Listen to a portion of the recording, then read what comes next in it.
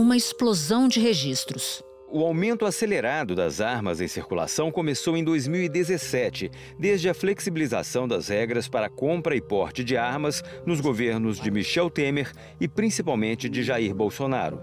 De 2005 até 2017, em média, o país registrou 4.000 novos CACs a cada ano. Depois disso, o número subiu para 144.000 novos registros, também em média, por ano. Realmente, o Bolsonaro tem uma obsessão em relação às armas. Ele ataca em várias frentes, não é? Uma das frentes é o Exército, onde ele tem conseguido realmente relaxar com algumas portarias o próprio rastreamento das armas.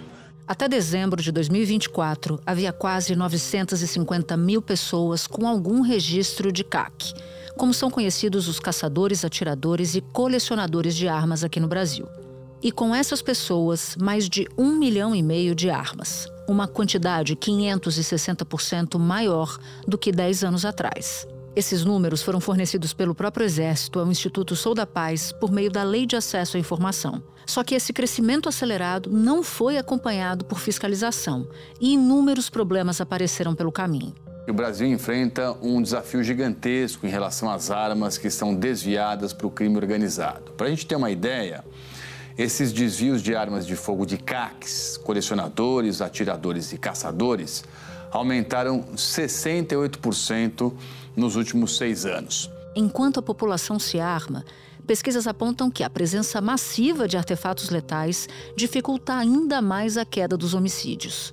A percepção é que o excesso de armas, esse despejo de armas no país, pode acabar levando, por exemplo, casos de feminicídio, que você tem arma dentro de casa. E outra questão que preocupa muito, esse despejo de armas no país acaba facilitando e muito o acesso de criminosos às armas restritas, armas de poder de fogo muito maior.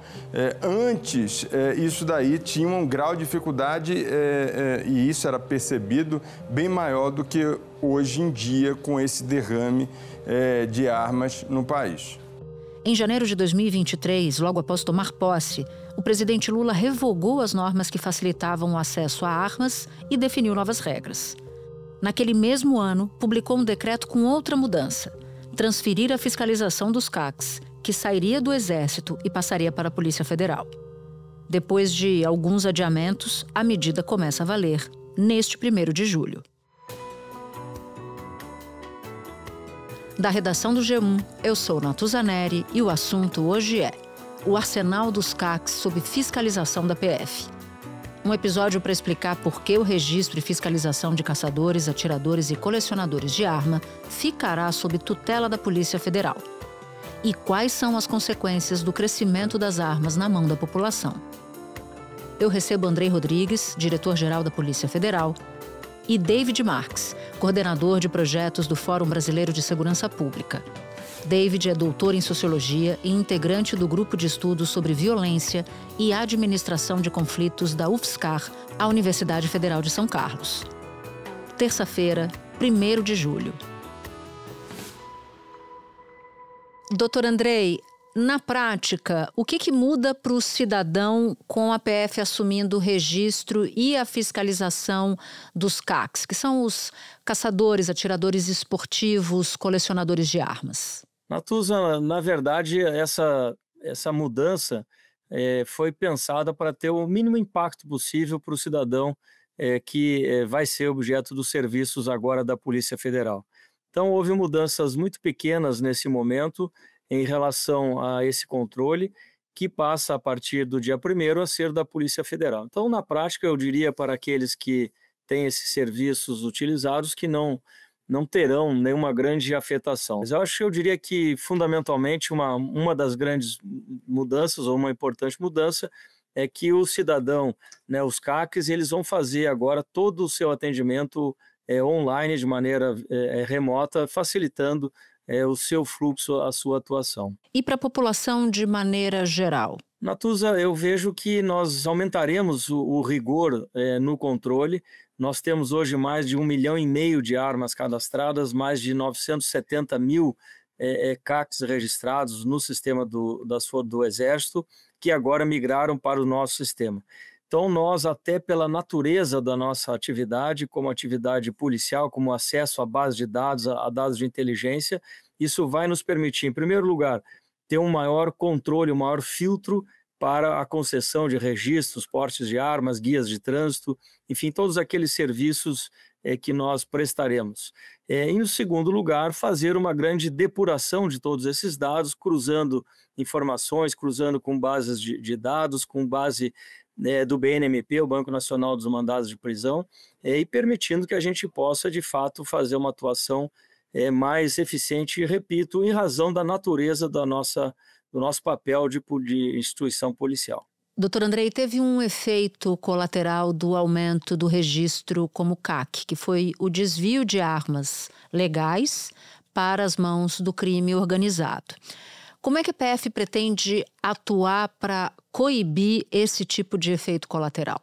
Com uma maior efetividade dos controles, Natuza. Nós teremos delegacias de controle de armas nas 27 capitais brasileiras, e vejo que não são unidades apenas para registro, expedição de guias, mas são delegacias da Polícia Federal voltadas a essa temática na área de polícia administrativa, com registro, documentação e prestação de serviço, mas também com o nosso caráter de sempre normal, institucional, que é de investigação, de polícia judiciária, de poder trabalhar agora de posse dessas informações, de posse desses bancos de dados. Então, o controle, eu diria, em razão da natureza da nossa instituição, da capilaridade também das nossas quase 100 delegacias nas principais cidades do interior do país, também contarem com unidades para esse controle de armas, vai nos potencializar a ação de polícia judiciária. Nós só agora, recentemente, nessa transição, já identificamos já prendemos mais de 50, foram 54 pessoas presas, que tinham registro de CACs e tinham mandado de prisão em aberto ao mesmo tempo, coisa que é absolutamente inaceitável. E já cumprimos esses mandados de prisão. Então, eu quero crer que, a partir desse melhor controle de acesso, né, do onboarding ser feito com mais rigor, e também da associação da nossa atividade de polícia judiciária, de base de dados, de informação, com a base administrativa de armas e de pessoas, nós tendemos a apresentar melhores controles, mais filtros, e, com isso, coibir que essas armas que deveriam ser lícitas dessas categorias dos CACs não caiam na mão do crime organizado. Esse banco de dados e toda a estrutura que vocês montaram para viabilizar essa fiscalização pode contribuir com investigações da própria Polícia Federal?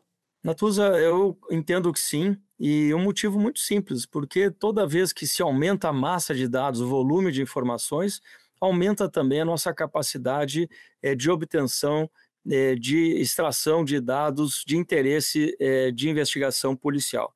Então, com essas informações, e aqui nós precisamos lembrar também, temos um sistema de balística, onde nós conseguimos identificar, a partir de vestígios de local de crime, qual a origem daquela munição, daquela arma encontrada, e podemos fazer, por exemplo, um caminho reverso para identificar a origem, a compra, a quem pertence ou pertenceu aquele armamento ou aquela munição, inclusive.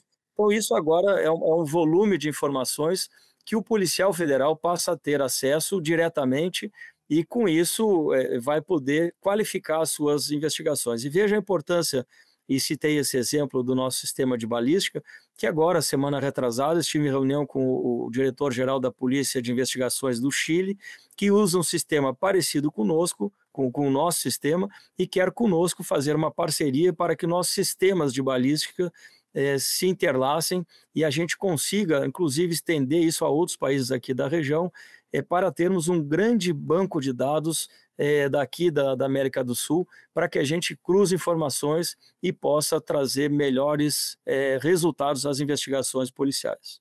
DG, e aproveito para explicar por que eu chamo de DG, porque em Brasília, no jargão, DG é diretor-geral. Então, a gente chama o senhor pelo seu nome, Dr. Andrei, seu nome e o seu título, mas também como DG. Então, eu lhe pergunto, a gente vive num período de bastante restrição orçamentária e eu sei que o senhor chegou a pedir mais prazo para poder atuar na estruturação que envolvia, claro, dinheiro, efetivo, delegacia. Vocês conseguiram esse objetivo? O orçamento ainda é um desafio para a implementação dessa nova política? Para essa política agora, Natuzzi, veja que o pedido de prazo veio exatamente pelas razões que você aqui bem posicionou, para que a gente tivesse o recurso necessário e o prazo necessário também para fazer contratação, por exemplo, de mais servidores, fazer aquisição de equipamentos, de computadores, de mobiliário, e que foi exatamente esse período, né, já de mais de 6 meses, porque essa tratativa começou ainda no ano passado, que nós recebemos o recurso proporcional, né, aos 6, 7 meses, enfim, que faltavam para o fechamento desse ano, e já temos previsão orçamentária para o ano seguinte. Esses dados e a fiscalização e os registros dos CACs vão ficar a cargo de servidores, 600 servidores, que já estão treinados. Ou seja, havia uma expectativa de que aumentasse demais a demanda, mas a decisão da Polícia Federal é restringir com o efetivo que tem hoje. E o Exército tem, em média, pelo menos dados do ano passado, 2.200 militares focados nesse controle de armas, explosivos, produtos químicos. Então, ele já tem um efetivo bem maior para cuidar de 1 milhão de CACs. A Polícia Federal vai precisar cuidar de mais de 2 milhões de registros de armas a partir do dia 1º de julho, com um efetivo menor. Então, para essa pauta, é claro que o orçamento público é sempre um desafio a todas as instituições, por isso trabalhamos buscando a maior efetividade, com o menor volume de recursos possível investido, mas para esse tema específico recebemos o valor que necessitamos, que pedimos, já contratamos pessoal, já contratamos e compramos equipamentos, recebemos muitos, estamos recebendo outros, assim como mobiliário, ou seja, para essa etapa do processo que nós fragmentamos para cada uma das nossas superintendências, entendemos que é suficiente já para esse ano todo. Doutor Andrei, muito obrigada por ter achado um tempinho para conversar com a gente aqui no assunto. Bom trabalho para o senhor. Obrigado, Natuza. É sempre um prazer falar com você e com todos que nos acompanham. Espera um pouquinho que eu já volto para falar com David Marques.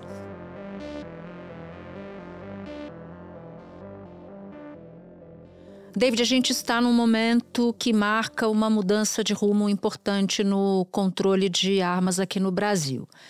A fiscalização de armas e munições dos CACs sai das mãos do Exército e passa para as mãos da Polícia Federal. Diante disso, eu te pergunto, o que essa decisão revela sobre os problemas enfrentados até aqui? Por que essa mudança pareceu demorar, tendo em vista que foi anunciada logo no início da gestão Lula, por exemplo? A gente teve um processo de fiscalização do Sistema de Controles de Armas brasileiro realizado pelo Tribunal de Contas da União, que olhou tanto para a Polícia Federal quanto para o Exército Brasileiro.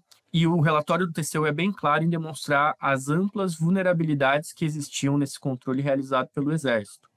É um controle que não estava preocupado com a fiscalização, né, com o impacto que esse armamento, quando não bem realizado, quando a manutenção não é bem realizada, quando existem vulnerabilidades, esse armamento estava indo parar nas mãos da criminalidade. Com mais dinheiro entrando, os traficantes compram mais armas e fortalecem a quadrilha como um todo. É o que mostra essa conversa entre um dos responsáveis pelo tráfico em Jacarepaguá, Juan Breno Malta Rodrigues, o BMW, e um integrante da cúpula do Comando Vermelho do Complexo da Penha, Edgar Alves de Andrade, o DOCA. Eles falam sobre a compra de munição para fuzis. O cara pegou, falou que ia pagar 12 mil, maior pistolão, Breno, papo reto. Maior pistolão, 4,5, mano. Os bagulho dela é tudo fácil, mano, de conseguir. Os caras que tem CAC, compra molinho. O bala é caro o quê, mano? Os caras do CAC compram barato. Eu vou ver aqui quem tem. Então, a Polícia Federal é um órgão da segurança pública, é um órgão que está muito mais próximo das preocupações que o país tem com a violência, com o controle da violência, com o controle da criminalidade, e, portanto, essa mudança vem corrigir quase completamente algo que era um problema, justamente porque em 2003, quando a gente tem o Estatuto do Desarmamento, uma das orientações dessa legislação era justamente que a gente pudesse ter um banco de dados e de gestão unificado sobre armas de fogo no Brasil. E a gente nunca conseguiu realizar isso. A gente sempre teve um banco de dados do Exército Brasileiro e um banco de dados da Polícia Federal que não se conversavam.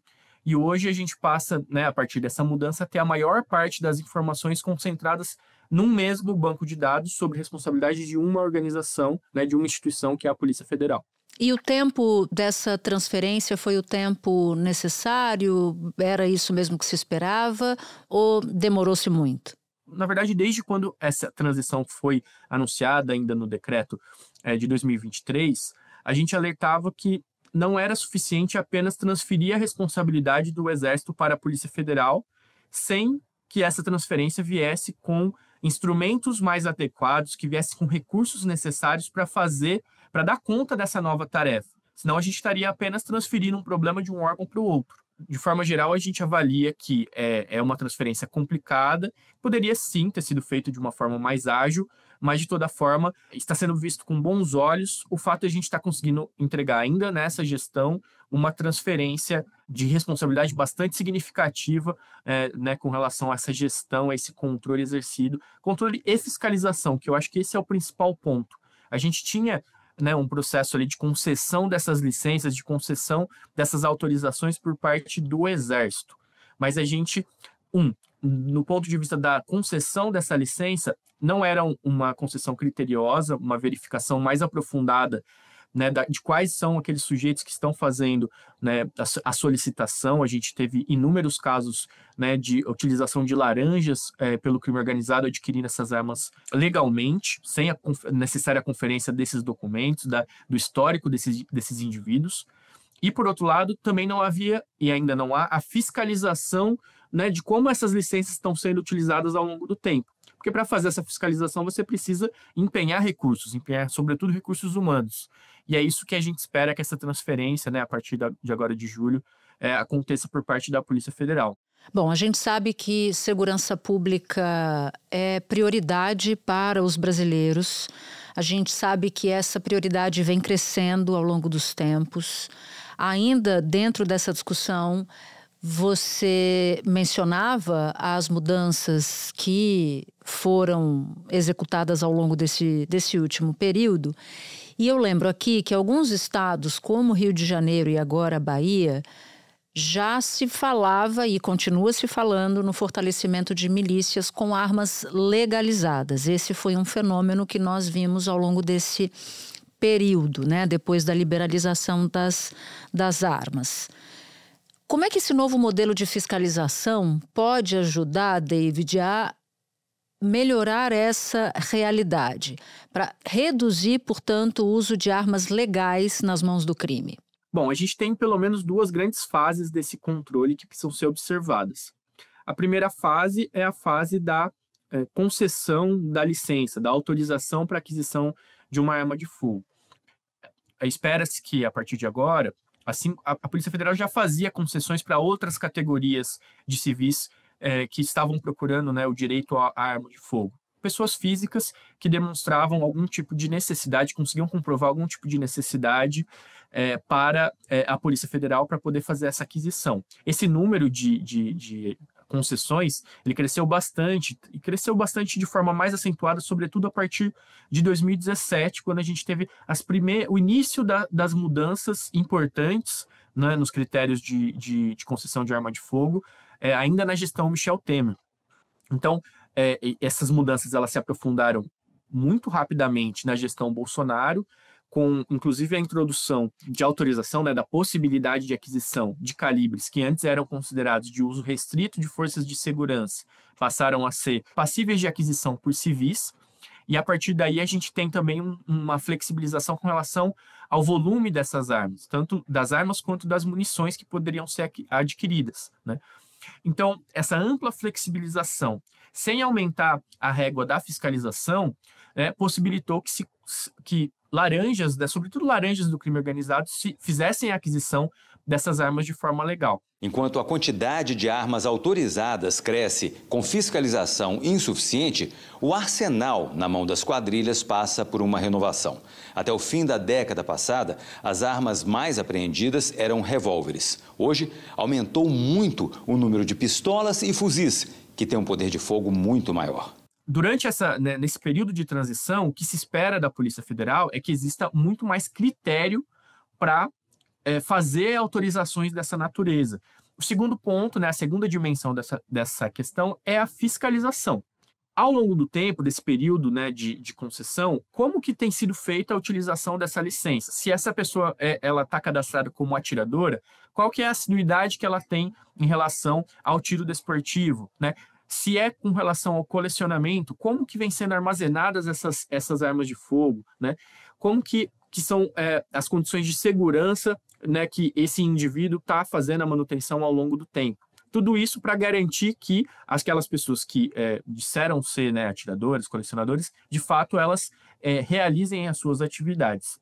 E a gente tem ainda mais uma dimensão que é quando as instituições se deparam com armas no contexto de um flagrante delito ou uma arma numa cena de um crime, por exemplo, num crime de homicídio, né, as instituições têm que ser capazes de rastrear a origem dessa arma de fogo.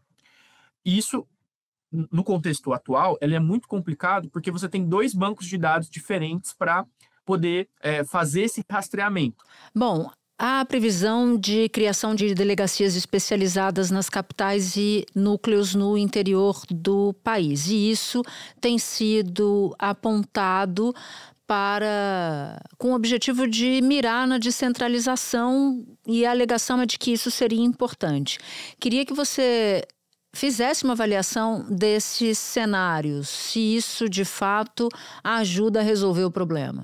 Sobretudo quando a gente fala de fiscalização num país do tamanho do Brasil, a capacidade, né, de capilarização do serviço é um grande desafio para a administração pública, né?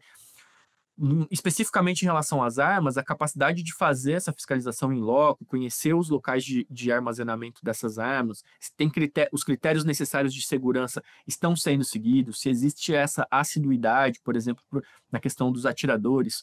Tudo isso tem que ser levado em consideração e, na minha avaliação, o fato de nós termos agora um processo de aproximação dessas estruturas da Polícia Federal em relação aos usuários finais, isso é bastante positivo. Evidente que é um desafio sobretudo por conta dos recursos humanos, né? De que forma que a Polícia Federal vai conseguir estabelecer essas unidades, né?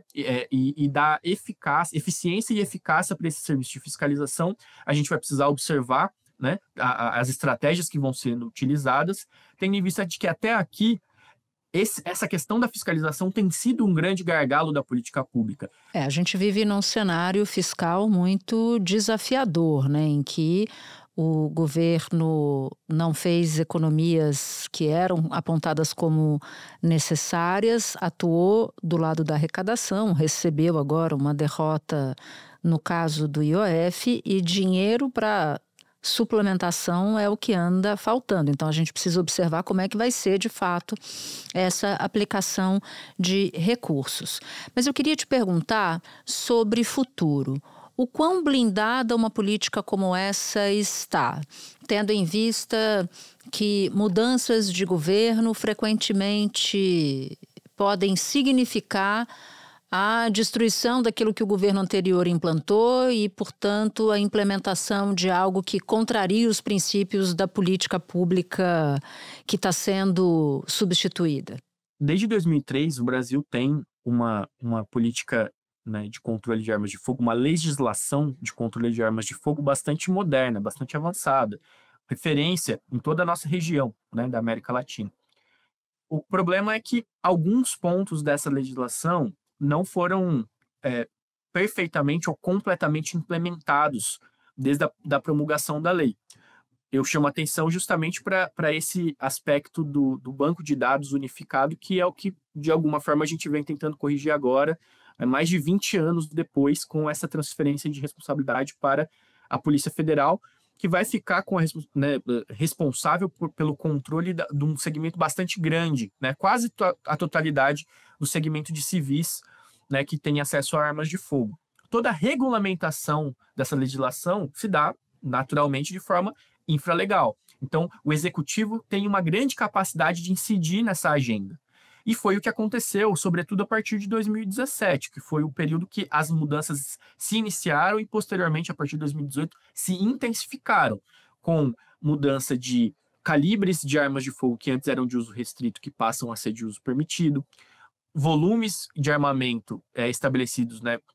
Quais eram os limites de aquisição, tanto para armamento quanto para munição, eles foram profundamente modificados. O interesse, inclusive, que o Executivo o Executivo Federal tinha de fazer o acompanhamento desse processo, ele foi muito reduzido, então não existiam incentivos institucionais para ser mais criterioso na concessão, ser mais rigoroso na fiscalização, isso não existia. A taxa de fiscalização dos chamados CACs, que são caçadores, atiradores e colecionadores de armas, em 2022, foi de apenas 3%, quer dizer, só 3% foram fiscalizados. E essa responsabilidade de quem? Do Exército. O Exército brasileiro pode ter um monte de problema. Os militares brasileiros, a gente está vendo aí que quantos deles se envolveram com o 8 de janeiro, etc. Mas militar não gosta de civil armado. Ou seja, não foi o Exército que disse assim, oba, o Bolsonaro está armando todo mundo e agora vamos largar para lá. O Bolsonaro, como comandante em chefe, como presidente da República,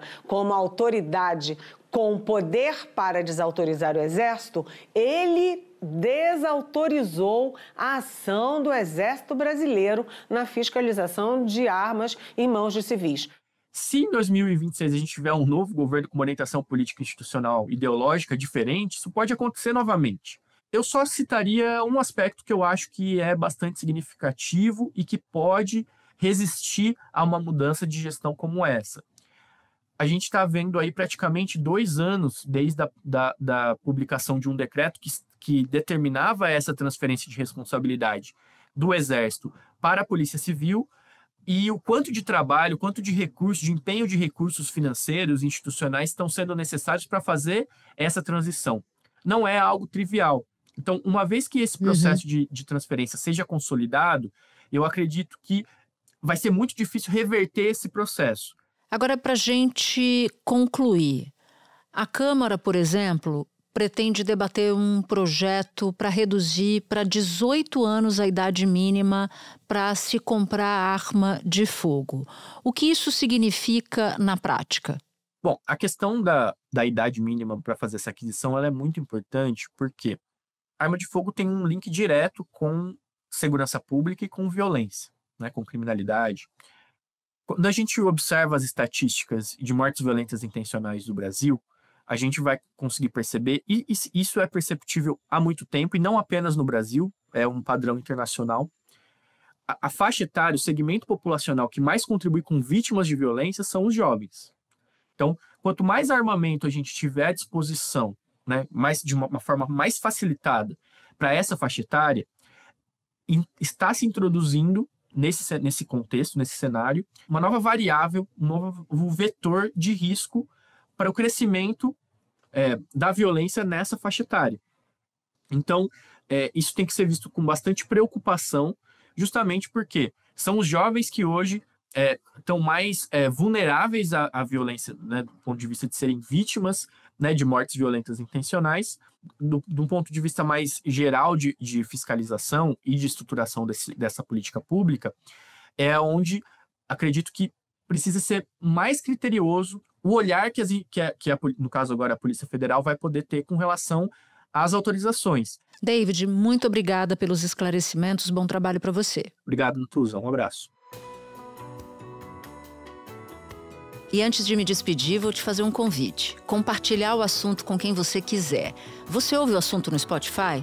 Então compartilha por lá. Assim o nosso conteúdo chega a cada vez mais ouvintes. Este foi o Assunto, podcast diário disponível no G1, no YouTube ou na sua plataforma de áudio preferida. Comigo na equipe do Assunto estão Mônica Mariotti, Amanda Polato, Sara Rezende, Luiz Felipe Silva, Tiago Kazuroski e Carlos Catelan. Eu sou Natuza Neri e fico por aqui. Até o próximo assunto.